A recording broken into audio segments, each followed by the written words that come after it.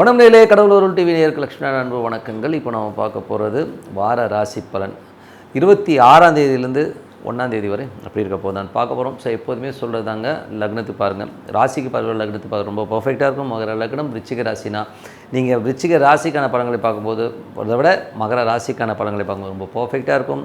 Tip of the week இருக்குது. இந்த வாட்டி டிப் ஆஃப் த வீக்கில் கடன், ஏன்னா கடன் பார்த்திங்கன்னா நிறைய பேருக்கு நிறைய விஷயங்கள் வந்து அடிபட்டிருக்கும்.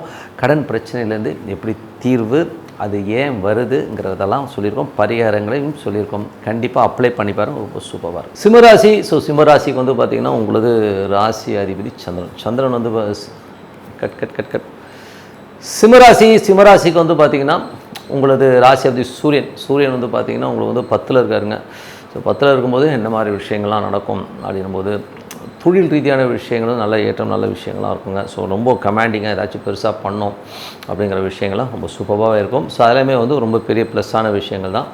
அதுக்கப்புறம் பார்க்கும்போது உங்களுக்கு 2ஆம் அதிபதி, 2ங்கிற குடும்பம் சம்மந்தமான விஷயம், தன வரவு சம்மந்தமான விஷயங்களே சொல்லும். ஸோ அது வந்து புதன். ஸோ புதன் வந்து பார்த்தீங்கன்னா 2 11ஆம் அதிபதி உங்களுக்கு வந்து 10ல் இருக்கும்போது கொஞ்சம் நிறைய சிரமப்பட்டு ஒரு சில விஷயங்கள் நடக்கிற மாதிரி விஷயங்கள் நடக்கும். வருமானங்கள்லாம் வர மாதிரி இருந்தாலும் கொஞ்சம் ஸ்லோவாக வருதோ, கொஞ்சம் தேக்கம் அடைஞ்ச மாதிரி ஒரு ஃபீலே கண்டிப்பாக வரும். ஒரு வாரத்துக்கு தான், அதுக்கப்புறம் எல்லாமே ஃப்ரீ ஆகிடுங்க.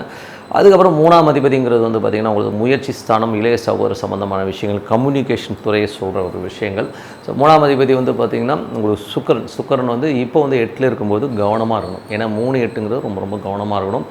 தேவையில்லாத ஒரு கமிட்மெண்ட், தேவையில்லாத ஒரு மன உளைச்சல், கற்பனையிலேயே வந்து தவறான ஒரு முடிவு எடுக்கிறது, கற்பனையிலே வந்து இல்யூஷன்லேயே போய் இப்படி ஆகிடும் அப்படி ஆகிடும் ரொம்ப பயப்படுறது, இந்த மாதிரி விஷயங்கள்லாம் இருக்கும். ரொம்ப ரொம்ப கவனமாக இருக்கணுங்க. ஸோ அதனால் கொஞ்சம் டாக்குமெண்ட்டோ அக்ரிமெண்ட்டோ இந்த செக் லீஃபு கையெழுத்து போட்டு கொடுக்குறது இதெல்லாமே வந்து ரொம்ப கேர்ஃபுல்லாக இருக்கணும். ஸோ அந்த மாதிரி விஷயங்கள் ரொம்ப கவனமாக இருக்குது, ரொம்ப ரொம்ப நல்லது.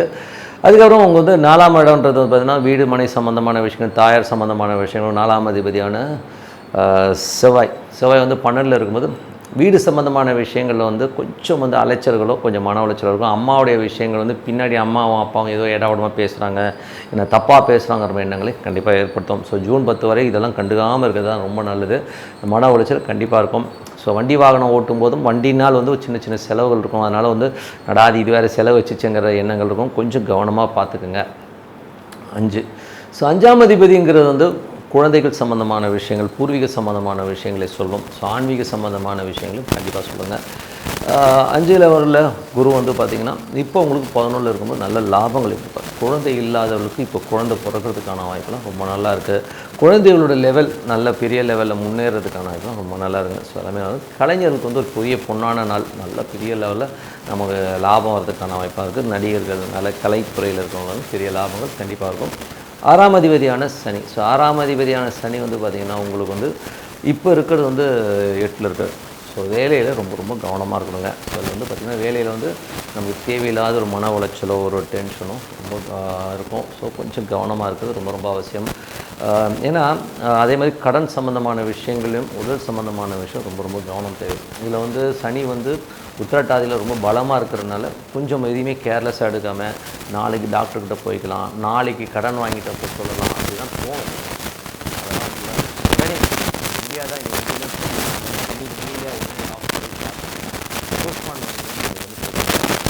கவனமாக இருக்கணும். அதே மாதிரி வந்து வழக்குகள்லாம் பார்த்துக்கலாம் விடாதீங்க. என்ன ஏதுங்கிறது வந்து தெளிவாக கேர்லெஸ்ஸாக மாட்டிக்கிட்டு கவனமாக பார்த்துக்கணும். ஒரு 7ல் உள்ள கிரகம் வந்து பார்த்திங்கன்னா உங்களுக்கு வந்து கணவன் மனைவி உறவை சொல்லும், கஸ்டமர்ஸை சொல்லும். அது 8ல் இருக்கும்போது நிறைய மன உளைச்சல், ஏன்னா வந்து குடும்பத்தாரே ஒருத்தர் திட்டுறது இந்த மாதிரி விஷயங்களாக இருக்கும். கஸ்டமர்ஸ் கிட்ட வந்து கொஞ்சம் நம்ம எதாவது எரிஞ்சு விழுந்துருவோம். ஸோ அதனால் கொஞ்சம் பார்த்து பேசுறது ரொம்ப ரொம்ப நல்லதுங்க. என்னடா அது இதெல்லாமே வந்து நெகட்டிவாக இருக்கணும். 8ல் ஒரு பிளானட் நடக்கும்போது கண்டிப்பாக அந்த மாதிரி விஷயங்களாகும் கொஞ்சம் கேர்ஃபுல்லாக இருக்கிறது ரொம்ப ரொம்ப நல்லது. 8ஆம் அதிபதியான குருவும் 10ல் இருக்கும்போது தொழில் ரீதியான விஷயங்கள் ரொம்ப ரொம்ப கவனமாக இருக்கணும். ஸோ இதில் வந்து பார்த்திங்கன்னா தொழிலில் வந்து ஏதாச்சும் ஏடாவிடமாக ஒரு தப்பான முடிவு எடுத்து அதில் மாட்டிக்கிறதுக்கான ரொம்ப கவனமாக இருக்கணும். 9ஆம் அதிபதி உங்களுக்கு வந்து செவ்வாய் உங்களுக்கு வந்து 12ல் வந்து நீச்சமாக இருக்கும்பொழுது பயங்கர மன உளைச்சல் இருக்குங்க. அப்பா சம்மந்தமான உறவுகளும் ரொம்ப கவனமாக இருக்கணும். கொஞ்சம் மன உளைச்சல், நைட்டு தூங்காமல் கொஞ்சம் ஸ்ட்ரெஸ்ஸாக இருக்கிற மாதிரி ஃபீலே கண்டிப்பாக இருக்கணும். ஸோ இதெல்லாமே வந்து கொஞ்சம் ஜாக்கிரதையாக பார்த்துங்க.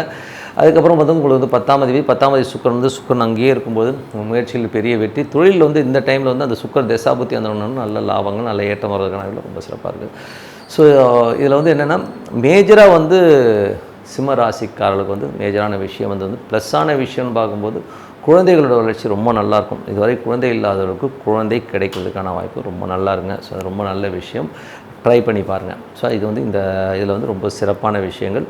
தொழில் ரீதியான விஷயங்கள், வேலை செய்பவர்கள் வந்து இந்த வாரத்தில் வந்து ரொம்ப ரொம்ப கவனமாகணும். இதுதான் ரொம்ப மேஜரான விஷயம். ஏன்னா வந்து தொழிலில் கேர்லெஸ்ஸாக இருந்தோ மற்றவங்க அவமானப்படுத்துகிறாங்க, திட்டுறாங்கன்னு சொல்லிட்டு நம்ம ஒரு தப்பான டெசிஷன் எடுக்காமல் இருக்கிறது ரொம்ப ரொம்ப நல்லது. கடன் சம்மந்தமான விஷயங்கள், உடல்நிலை சம்மந்தமான விஷயம் கேர்ஃபுல்லாக இருக்கணும். இதுதான் வந்து மேஜரான டிப்புங்க. ஸோ அதனால் வந்து ரொம்ப ரொம்ப பார்த்துங்க. இப்போ பார்க்க போகிறது டிப் ஆஃப் த வீக்கு மறக்காம பாருங்கள் நெக்ஸ்ட் வரது tip of the week. So tip of the வீக்கில் இப்போ நம்ம பார்க்க போகிறது கடன் தீர இன்ன வழி. ஸோ அதை தான் வந்து டிப் ஆஃப் த வீக்கில் மேஜரான விஷயம். கடன்கள். ஸோ கடன்கள் வந்து எப்படிலாம் வரும் அப்படின்னும்போது, யாருடைய ஜாதகத்தில் கடன் அதிகமாக இருக்கும்னா குரு கேது தொடர்பு. ஒன்று குரு கேது நட்சத்திரத்தில் வருது, குருவும் கேதுவும் ஒன்றா வருது. ஸோ இந்த மாதிரி விஷயங்கள் இருக்கவங்க, ஸோ இவங்களுக்கு வந்து ஒன்று கடன் வரும், இல்லைன்னா புத்திர தோஷங்களையும் புத்திரத்தினால் ஒரு டென்ஷனையும் உருவாக்கும். சில பேர் குழந்தை இருக்காது, ட்ரீட்மெண்ட்டாக தான் குழந்தை போகும், அந்த மாதிரி விஷயங்கள். அதுமாதிரி குரு கேது இருக்கவங்களுக்கு கடன்கள் அதிகமாகிடும். ஏதோ ஒரு விஷயம் ஆரம்பிக்க போய் ஒரு பெரிய கடனை கொண்டு வந்து விட்டுருன்றது தான் மேஜரான விஷயம்.